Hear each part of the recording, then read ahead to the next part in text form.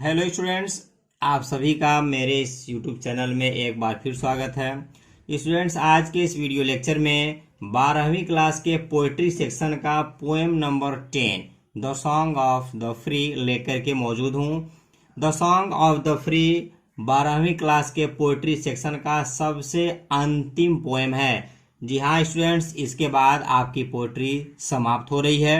इसके पहले जो भी आपके पोएम हैं नए सिलेबस के अकॉर्डिंग मैंने पढ़ा करके सभी का वीडियो अपलोड कर दिया है। यदि पहली बार आप मेरे चैनल पर यह वीडियो देख रहे हैं तो आप इस वीडियो के डिस्क्रिप्शन में जाकर के आप कंप्लीट पोइट्री को पढ़ सकते हैं। इस पोएम का टाइटल है the song of the free, स्वतंत्रता का गीत। इसको लिखने वाले हैं स्वामी विवेकानंद। स्वामी विवेकानंद का जन्म 1862 में और इनका मृत्यु 1902 ईस्वी में हुआ था। स्वामी विवेकानंद के बारे में मैं आपको थोड़ा सा बता दूं कि स्वामी विवेकानंद के बचपन का नाम नरेंद्र नाथ था। इनकी माता का नाम भुवनेश्वरी देवी था। वह एक बहुत ही एजुकेटेड महिला थी। स्वामी विवेकानंद रामकृष्ण परमहंस के एक शिष्य थे, जो उनके सानिध्य में आकर के एक धार्मिक गुरु बन गए। इनकी मृत्यु अल्प आयु अर्थात 40 वर्ष के उम्र में ही हो गई थी। आगे बढ़ने से पहले मैं आपको इस पोएम के थीम के बारे में बता दूं कि स्वामी विवेकानंद कहते हैं कि इंसान के जीवन में अनेक कष्ट आते हैं। हमें इन कष्टों से कभी भी विचलित नहीं होना चाहिए। हमें ईश्वर पर और अपने कर्मों पर भरोसा करके अपने लक्ष्य की तरफ आगे बढ़ते चले जाना चाहिए। जब हम किसी परेशानी में, जब हम किसी मुसीबत में होते हैं तो हमारे अंदर किसी कार्य को करने की कितनी क्षमता है, डिसीजन लेने की हमारी क्या क्षमता है, क्या कैपेसिटी है, हम यह जान पाते हैं। स्वामी विवेकानंद का कहना है कि महान लोग वे हैं जो अपने जीवन की कठिनाइयों का पूरे साहस से सामना करते हैं और सत्य का मार्ग कभी नहीं छोड़ते हैं। आगे हम पोएम में यह पढ़ेंगे कि इस कविता के माध्यम से स्वामी विवेकानंद हमें यह बताते हैं कि हमारी आत्मा एक दैवी है। हमें आत्मा की आवाज को सुनकर के अपने कार्य को करना चाहिए और आत्मा की आवाज द्वारा ईश्वर हमसे जुड़ते हैं। स्टूडेंट्स, मैं आप सभी से इस वीडियो के माध्यम से कहना चाहूँगा कि आप स्वामी विवेकानंद के बारे में डिटेल स्टडी जरूर करें। आप इनकी सभी रचनाओं को पढ़ें, आप इनके जीवन के बारे में पढ़ें, इनकी कृतियों को पढ़ें। यह हमारे हिंदुस्तान के एक आइकन हैं। तो आइए स्टूडेंट्स, हम इस पोएम को स्टार्ट करते हैं। The wounded snake its hood unfurls, the flame stirred of the blaze, the desert air resounds the calls of heart-struck lions rage। देखिए स्टूडेंट्स, द wounded घायल, स्नेक सर्प, इट्स अपने, यहाँ सर्प के साथ अपने की इंग्लिश इट्स लगी है। हुड मीन्स होता है फन, अनफल्स मीन्स होता है फैलाना। द फ्लेम आग, स्टिर्ड अप का यहाँ तात्पर्य होता है, स्टर्ड का मतलब हिलाना, कुरेदना, और ब्लेज का तात्पर्य यहाँ लौ के साथ जलना होगा। स्टूडेंट देखें, द wounded स्नेक घायल कर दिया गया सर्प, इट्स अपने हुड फन को अनफर्स फैला लेता है। कवि इस कविता के माध्यम से कहता है कि यदि सर्प को घायल कर दिया जाता है, यदि सांप को चोट पहुंचाया जाता है तो वो अपने फन को फैला लेता है। शायद आप सांप के फन को देखे भी होंगे। द फ्लेम उसी प्रकार से कहता है आग में, स्टीड ऑफ दैट ब्लेज कहता है यदि अग्नि को कुरेदा जाए, यदि अग्नि को कुरेदा जाता है तो वहां से ब्लेज कहता है कि आग जोर से जल उठती है। आग जो है बहुत जोर से लौ जो है फेंकती है।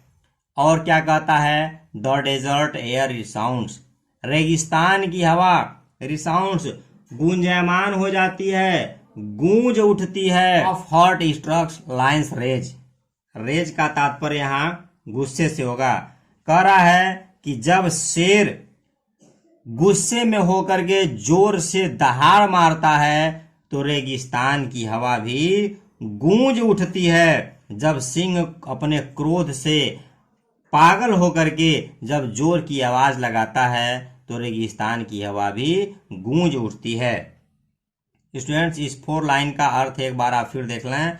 कवि कहता है कि यदि सांप को घायल कर दिया जाता है तो अपना फन फैला लेता है।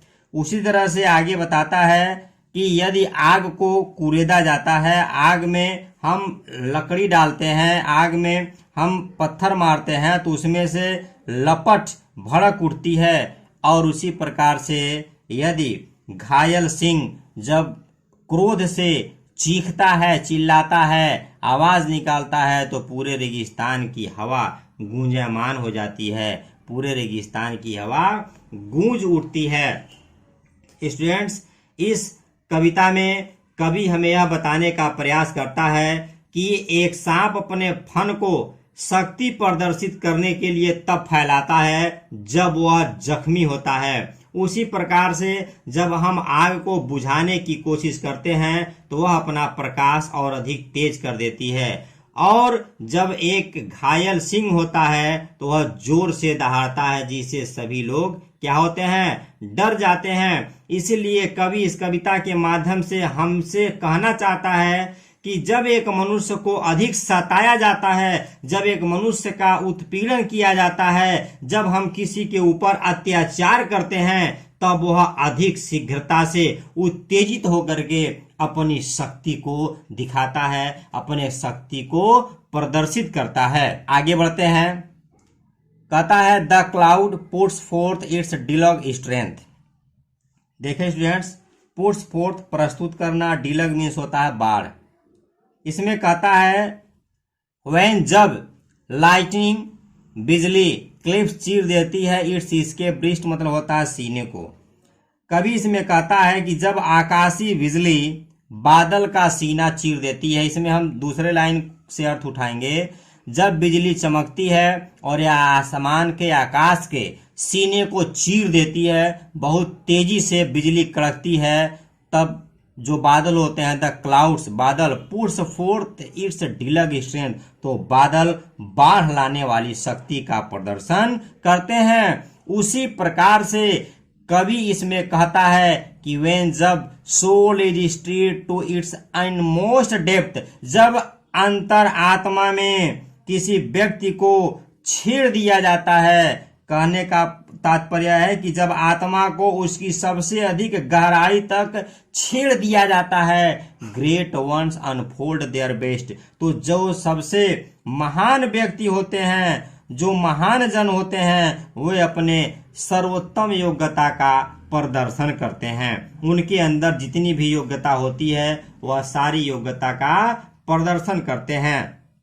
स्टूडेंट्स, एक बार फिर आप देख लें यहाँ से द क्लाउड्स से, इसमें कवि जो है उदाहरण के द्वारा स्पष्ट करने का प्रयास करता है और बताता है कि जब बिजली बादलों पर प्रहार करती है तो बादल अपनी शक्ति का प्रदर्शन करने के लिए तेज बारिश करते हैं। इसी प्रकार जब व्यक्ति अपने जीवन की कठिनाइयों से प्रभावित होता है तभी वह अपनी आंतरिक शक्ति से उसका सामना कर सकता है, अर्थात आत्मा की शक्ति।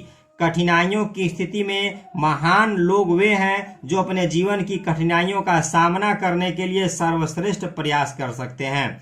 अर्थात कहने का तात्पर्य है कि अच्छे व्यक्ति कठिनाइयों की स्थिति में अपनी वास्तविक शक्ति को दिखाने के लिए अवसर खोजते हैं। लाइन में एक बार और दोहराना चाहूंगा कि कवि के कहने का तात्पर्य है कि अच्छे व्यक्ति कठिनाइयों की स्थिति में अपने वास्तविक शक्ति को दिखाने के लिए अवसर को खोजते हैं।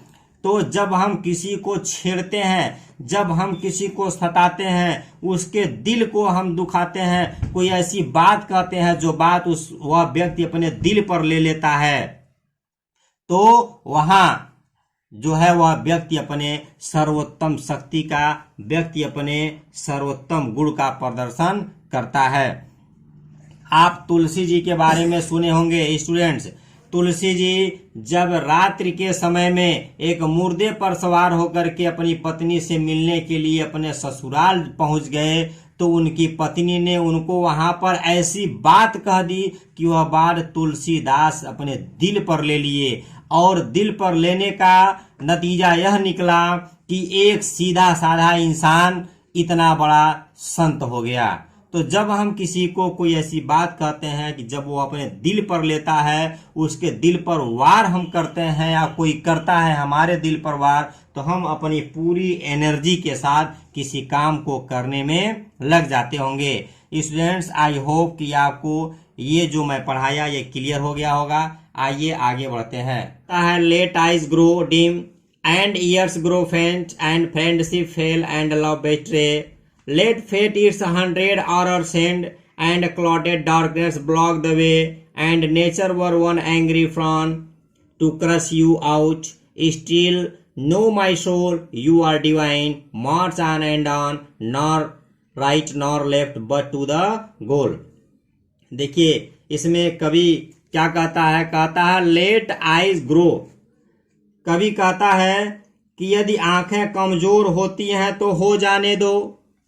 एंड ईयर्स ग्रो फेंट, कहता है कि यदि आपके कानों से कम सुनाई पड़ता है तो आप कम सुनिए या कम सुनाई पड़ने दीजिए। एंड फ्रेंडशिप फेल, इतना ही नहीं, कवि कहता है कि यदि मित्रता विफल होती है तो हो जाने दीजिए। एंड लव बेट्रे, इतना ही नहीं, अगर प्यार में बेट्रे धोखा मिलता है तो आप धोखा खा लीजिए। कहता है प्यार में धोखा मिलता है तो धोखा खा लीजिए, धोखा हो जाने दीजिए। और यदि लेट फेट, फेट मीन्स भाग्य, इट्स 100 ऑर्डर्स, परेशानियां सेंड भेजना। कवि कहता है कि भाग्य 100 परेशानियों को भेजता है गिन करके कि चलो एक परेशानी से अभी आप उबरे कि दूसरा भेज दिया, अभी दूसरे को हम सॉल्व नहीं किए तो तीसरा भेज दिया। ऐसे ही अगर आपके पास 100 परेशानियों को भेजता है तो भेजने दो, कोई उससे मतलब नहीं है। इतना ही नहीं, एंड क्लॉटेड डार्कनेस, यदि घना अंधेरा, यदि घना अंधेरा ब्लॉक द वे, यदि आपके रास्ते को रोकता है तो रोक लेने दो। कवि कहता है यदि घना अंधेरा आपके रास्ते को रोकता है, रास्ते के अवरुद्ध करता है, तो आप अवरुद्ध होकर लेने दो। इतना ही नहीं, and nature were one angry frown, कहता है कि यदि प्रकृति आपको बर्बाद करने के लिए अपनी भ्रिकुटी चढ़ा ली है, फ्रॉन का मतलब होता है क्रोध से भाव चढ़ाना, यहाँ नेचर का मतलब प्राकृतिक आपदाएं होगा।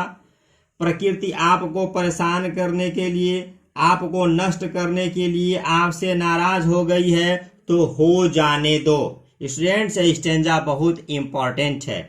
इसमें देखें, इसमें महान संत कवि कहते हैं कि हमें सर्वशक्तिमान ईश्वर में विश्वास रखना चाहिए। आंख धुंधला देख सकती है, हृदय बहुत क्षीण हो सकता है, आपका मित्र आपको छोड़ करके जा सकता है, आपका कोई बहुत प्रिय आपसे बेवफा हो सकता है, दुर्भाग्य आपके ऊपर दुखों की बारिश कर सकता है, घना अंधकार आपका मार्ग रोक सकता है, अज्ञानता हमारी प्रगति को रोक सकती है और संभव है कि हम ज्ञान के मार्ग पर आगे न बढ़ सकें। सभी परिस्थितियों में हमें अपने अलौकिक आत्मा में विश्वास रखना चाहिए।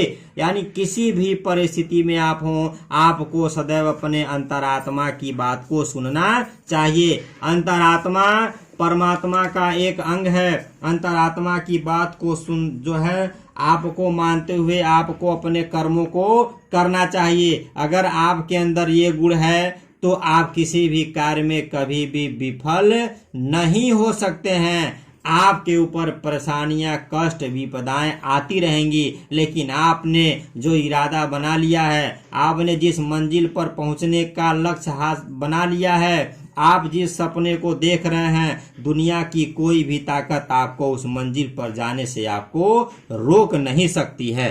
And nature were one angry frown, अगर प्रकृति आपसे नाराज हो गई है, टू क्रश यू आउट, आपको कुचलने के लिए, स्टिल नो माई सोल, तो फिर भी है मेरे अंतरात्मा आप जानो, यू आर डिवाइन, आप दैवीय हो, आप ईश्वर का एक अंश हो। मार्च ऑन एंड ऑन, आगे और आगे बढ़ते रहो, हमेशा आगे बढ़ते रहो। नॉट राइट, न दाहिने देखो, नॉर लेफ्ट, न बाएं देखो, बट टू द गोल। यहाँ गोल का तात्पर्य सीधे मंजिल से है, लक्ष्य से है। आप अपने लक्ष्य की ओर देखते रहो, लक्ष्य की तरफ बढ़ते रहो। इसमें देखें, कवि कहता है कि मेरी अंतरात्मा आप जान ले कि आप दिव्य हो, निरंतर आगे बढ़ते चल, न दाएं मुड़ न बाएं मुड़, सिर्फ और सिर्फ आप कहाँ मुड़े, अपने लक्ष्य की तरफ बढ़ते चलिए और निश्चित ही आपको आपका लक्ष्य मिल जाएगा।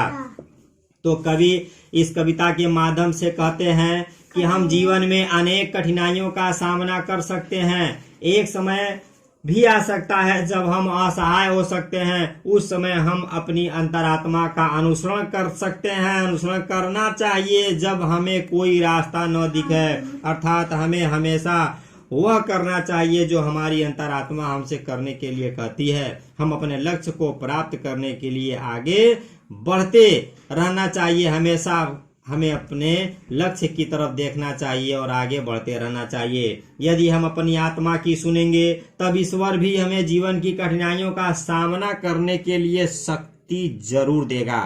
स्टूडेंट्स, बहुत अच्छी पोएम है। इस पोएम के माध्यम से स्वामी विवेकानंद ने आपको एक मैसेज देने का काम किया है। यदि स्वामी विवेकानंद के द्वारा दिए गए मैसेजेस को आप फॉलो करते हैं तो आप जीवन में किसी भी मुकाम को हासिल कर सकते हैं। तो स्टूडेंट्स, आई होप कि आपको यह आज का यह मेरा वीडियो पसंद आया होगा। स्टूडेंट्स, इसी के साथ आज के इस वीडियो के साथ हमारी इंटर पोएट्री पूरी तरह से समाप्त हो गई। बहुत अच्छी बात है। मैं आपसे इस वीडियो के माध्यम से निवेदन करना चाहूंगा, गुजारिश करना चाहूंगा, रिक्वेस्ट करना चाहूंगा कि यदि अभी तक आपने मेरे चैनल को सब्सक्राइब नहीं किया है तो आप मेरे चैनल को सब्सक्राइब जरूर करें और बगल में एक बेल आइकन होगा, उसे दबाना मत भूलिए, ताकि मैं जो रोज वीडियो अपलोड करता हूं उस वीडियो का नोटिफिकेशन सबसे पहले आपके पास पहुंचे और आप अपनी तैयारी को जारी रखें। स्टूडेंट्स, मेरे इस चैनल पर हाई स्कूल, इंटरमीडिएट के साथ ही साथ कई प्रतियोगी परीक्षाओं के में जो भी प्रश्न आते हैं सभी के वीडियो मौजूद हैं। आप एक एक करके सभी को देख सकते हैं। आपको कहीं और जाने की जरूरत नहीं है। यदि अभी तक आपने जो भी मेरे वीडियो से देखा है, जो भी आप मेरे चैनल से पढ़े हैं, यदि कहीं भी आपको किसी भी टॉपिक में कहीं कोई समस्या होती है तो आप कमेंट बॉक्स में जो है अपनी बातों को रखें। मैं निश्चित ही आपको समझाने का प्रयास करूंगा। भले ही आपको समझाने के लिए मुझे एक नहीं अनेक वीडियो बनाना पड़े तो मैं वीडियो जरूर बनाऊंगा और आपको समझाने का प्रयास करूंगा। तो स्टूडेंट्स, आप मेरे वीडियो को ज्यादा से ज्यादा शेयर कीजिए। बहुत खुशी की बात है कि आज हमारी पोएट्री समाप्त हो गई। तो फिर हम नए वीडियो में नए लेसन के साथ मिलते हैं। तब तक के लिए गुड बाय।